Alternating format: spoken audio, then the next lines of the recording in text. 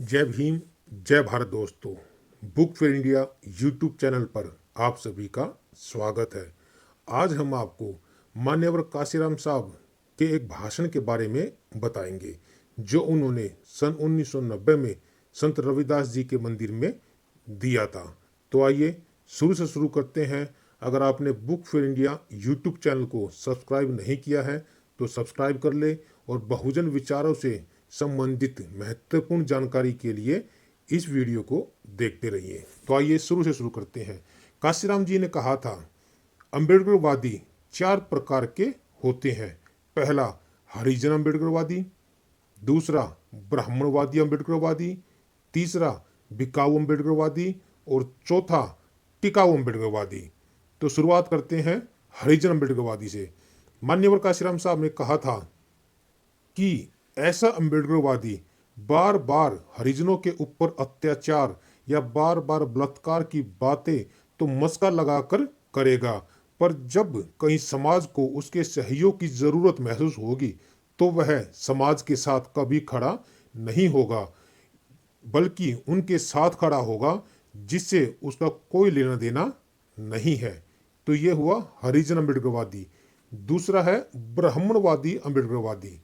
ऐसा अम्बेडकरवादी मंच से ब्राह्मणवाद और सभी धार्मिक ग्रंथों के की धज्जियां उड़ाता दिखेगा, लेकिन घर पहुंचते ही घरवाली को साथ लेकर घंटों हाथों में घंटियां पकड़कर बजाता हुआ नजर आएगा, नायक पूजा करता हुआ दिखाई देगा। तो इस प्रकार के ब्राह्मणवादी अम्बेडकरवादी होते हैं। तीसरा है बिकाऊ अम्बेडकरवादी।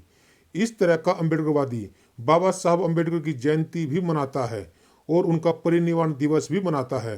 उसका मंच हमेशा दूसरों के लिए खुला रहता है, मतलब कि कोई भी उसके मंच को अपने हितों के लिए इस्तेमाल कर सकता है।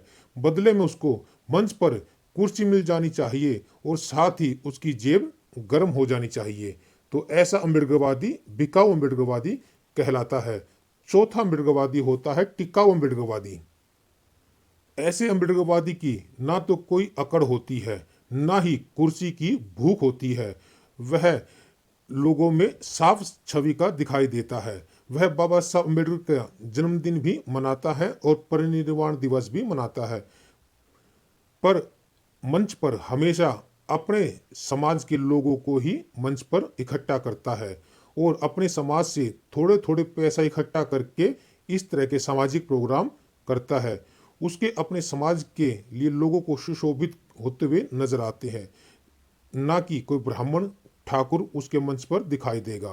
बाबा साहब अम्बेडकर के द्वारा चलाए गए मिशन को मान्यवर काशीराम साहब ने उन ऊंचाइयों तक पहुंचाया जहां हम सोच भी नहीं सकते थे।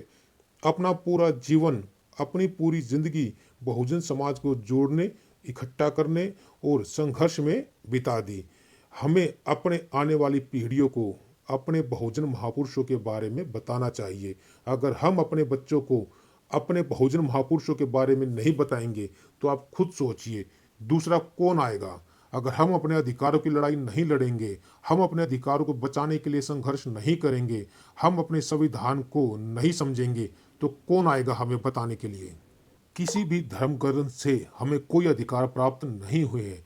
हमारे लिए सबसे महत्वपूर्ण, सबसे ऊपर और सबसे जरूरी कोई किताब है तो वो भारत का संविधान है। भारत के संविधान से ही हमें सारे अधिकार प्राप्त हुए हैं जो बाबा साहब के द्वारा लिखा गया है। तो मैं आपसे यही अनुरोध करूंगा कि अपने आने वाली पीढ़ियों को, अपने बच्चों को बहुजन महापुरुषों के बारे में बताएं और सही रास्ते पर लेकर चले। आज के लिए बस इतना ही। मिलते हैं एक और वीडियो में, तब तक के लिए